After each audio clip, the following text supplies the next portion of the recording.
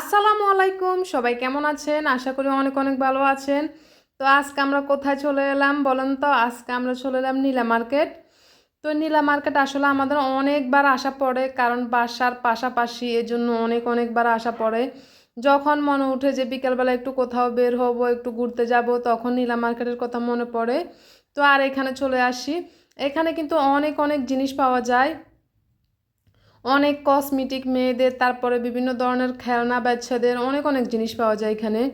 আর এখানে ঘুরতে কিন্তু অনেক অনেক ভালো লাগে। দূর দূর থেকে মানুষ আসে এখানে, মেন ঢাকা থেকে, তারপর অনেক অনেক জায়গা থেকে এখানে আসে 300 ফিট নীলা মার্কেটে।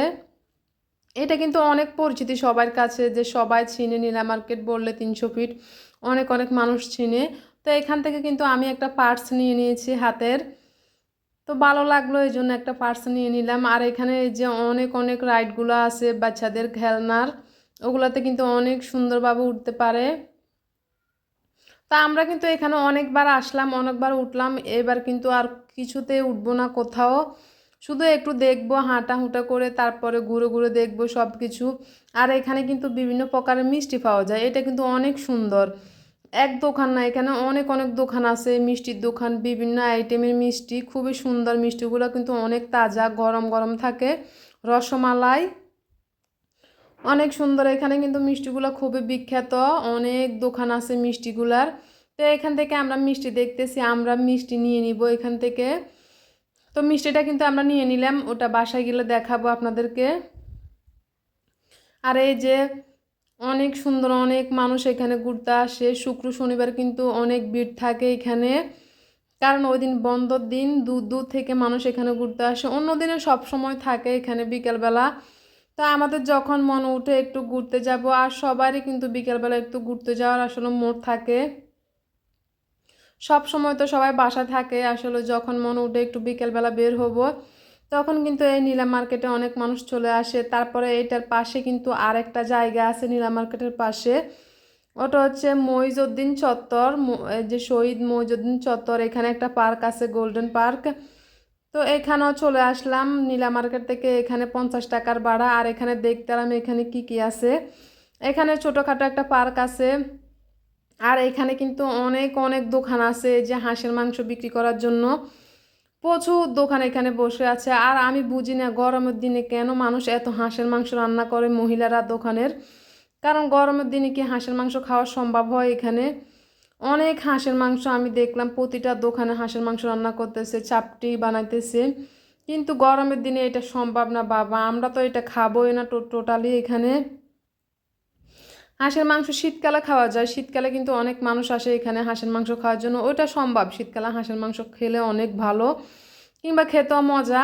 গরমকালে কিন্তু এটা সম্ভব হয় না হাঁসের মাংস খাওয়ার জন্য, তো এটা আমি মনে করি গরমকালে একদম না খাওয়াই ভালো। এখানে কিন্তু হাঁসের মাংসের সাথে অনেক অনেক তেল ব্যবহার করে, তো এটা গরমকালে আসলে সহ্য হবে না, খুবই খারাপ আমি মনে করি। তো এই পার্কে এখন ঘোরাঘুরি করতেছি কিছুক্ষণ।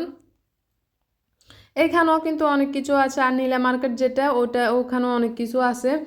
তবে এখানে দেখতে এলাম যে মহিজউদ্দিন চত্বরে আসলে কি কি আছে, এটার নামও অনেকবার শুনলাম, এখানে আর আসিনি, প্রথম আসলাম। অনেকবার নীলা মার্কেটে যাওয়া পড়ে, তো নীলা মার্কেট থেকে এখানে 50 টাকার ভাড়া দিয়ে এসে দেখলাম কি এখানে অনেক দোকান আছে, হাঁসের মাংস রান্না করতেছে, চাপড়ি বানাতেছে, ফুচকা আছে, মানে এ ধরনের জিনিসগুলা। আর এখানে হচ্ছে গোল্ডেন পার্ক, ছোটোখাটো একটা পার্ক, এখানেও যে অনেক লোক আসে। তারপর এখন আমরা কিন্তু আবার নীলা মার্কেট চলে এলাম, ওইখান থেকে মহিজউদ্দিন চত্বর থেকে 50 টাকা ভাড়া দিয়ে।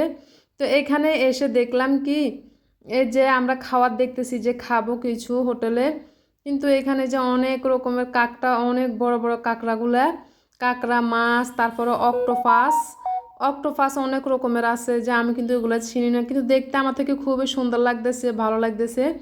আর এত বড় বড় কাঁকড়া মনে হয় কখনো দেখিনি, দুই কালারের, কালারগুলো কিন্তু অনেক সুন্দর কালার দেখতে। এখানে মাছও আছে, কোরাল মাছ। তো এগুলা কিন্তু এক দোকান না, অনেক অনেক দোকানে এগুলো পাওয়া যায়, দেখতেও সুন্দর দেখা যায়। তো আমার থেকে কিন্তু ভালো লাগে এই মাছগুলো দেখতে, কাঁকড়াগুলো দেখতে, এগুলো কিন্তু আগে কখনো দেখিনি। তা আমরা কিন্তু ঘুরে ফিরে দেখতেছি যে কি খাবো, এখানে কি পাওয়া যায়, আমরা খুঁজতেছি নান রুটি, তারপরে কিংবা গ্রিল হোক, তারপরে ছাপ হোক, যাই হোক, এগুলো খুঁজতেছি। কিন্তু এখানে কিন্তু এই খাবারগুলো না, এখানে যে দুপুরবেলা ভাত খাওয়ার জন্য শাক সবজি এখানে বিভিন্ন ধরনের শাকভাজি ভর্তা এগুলোই আছে, মাছ। তা আমরা যেহেতু আসছি বিকেলবেলা, ওখানে তখন তো আমরা এখানে আর ভাত খাবো না, কারণ ভাত আমরা খেয়ে এসেলাম। এখন আমরা বিকেলবেলা একটু অন্য জিনিস খাবো, যে নান রুটি সাপ কিংবা গিরিল এ ধরনের খাবার খাবো এই জন্য। কিন্তু এখানে এ ধরনের খাবারগুলো নেই, এখন ঘুরে ফিরে আবার চলে যেতেছি, এখানে খাওয়া সম্ভব না। আরেকটা দোকানে আবার আসলাম, মানে দুই একটা দোকান আসলে ঘুরতেছি আমরা, যে জিনিসটা খুঁজতেছি চাপ নান রুটি এগুলা কিংবা গিরিল, কিন্তু এগুলা কোথাও এখানে নেই, এগুলা পাওয়া যায় না। নীলা মার্কেট কিন্তু এই যে বিভিন্ন ধরনের আইটেমগুলো এখানে মাছ ওই সে এগুলাই রান্না করে, তো এগুলো কিন্তু আমরা খাবো না। এখানে হচ্ছে মুরগি, এই যে মুরগি কাবাব এগুলো, তো চিকেন কাবাবগুলো আসলে আমার থেকে ভালো লাগে না, শুকনো জাতীয় মনে হয়, এই জন্য খাবো না, ভালো লাগতেছে না। তো আমরা এখান থেকে চলে আসলাম আরেক জায়গায় ইসাপুরে, এখানে কিন্তু এগুলো এই যে পাওয়া যায় সুন্দর। তো আমার থেকে এই খাবারগুলো সব সময় ভালো লাগে। ইসাপুরে এই যে একটা রেস্টুরেন্ট, এখানে চলে আসলাম, এখানে আমরা নিয়ে নিলাম সাফ, তারপর হচ্ছে নান রুটি, সাথে তো এই যে মিষ্টি নিয়ে আসলাম, ওটা বাসায় গেলে দেখাবো। তো এখন আমরা বসলাম এখানে এই যে সাপ, তারপরে যে নান রুটি খাওয়ার জন্য। এখানে সাপটা কিন্তু খুবই বিখ্যাত, কিংবা গিরিল হলো এখানে অনেক মজা হয়। তো আমরা এই খাবারটা মূলত খুঁজতেছি অনেকক্ষণ ধরে, এখন দেখলাম কি নীলা মার্কেটে এই খাবারগুলো নেই, এই জন্য চলে আসলাম আরেকটা জায়গায় ইসেপুরে। এখন সেখানে এসে খাবারগুলো খাবো, তারপরে একটু রাত হয়ে গেছে এখন, কারণ ঘুরতে ফিরতে তো একটু রাতে হয়ে যায়। তো রাত্রে করে বাসায় চলে যাব। আর বাসায় গিয়ে কী ঘটলো, বাসায় গিয়ে আর খাওয়া দাওয়া হলো না, কারণ এত খাবার খাওয়ার পরে কিন্তু আর খাওয়া হয় না রাত্রের ভাত। তো এখন এই যে বাসায় চলে আসলাম, আর আমি যে পার্সটা নিলাম এই পার্স এই যে কেমন হয়েছে, আর সাথে এই যে নীলা মার্কেট থেকে মিষ্টি নিয়ে আসলাম লাল, তারপর হচ্ছে লাল মিষ্টি আর সাদা মিষ্টি দুইটা একসাথে নিয়ে আসলাম। তো এই মিষ্টিগুলো আসলে দেখবো এখন খেতে কেমন, তা একটা আমি নিয়ে নিচ্ছি, একটা খেয়ে দেখবো মিষ্টিগুলো কেমন। ওইখানে তো আর খাওয়া হয়নি, আর ওখান থেকে কখনো আমরা কিন্তু মিষ্টি নেওয়া হয়নি। তো আমি মোটামুটি খেয়ে দেখলাম অনেক ভালো, খুবই তাজা গরম গরম মিষ্টিগুলো, এই জন্য খুবই ভালো লাগলো। তো সবাই ভালো থাকেন, আজকের মতো এখানেই শেষ, আল্লাহ হাফেজ।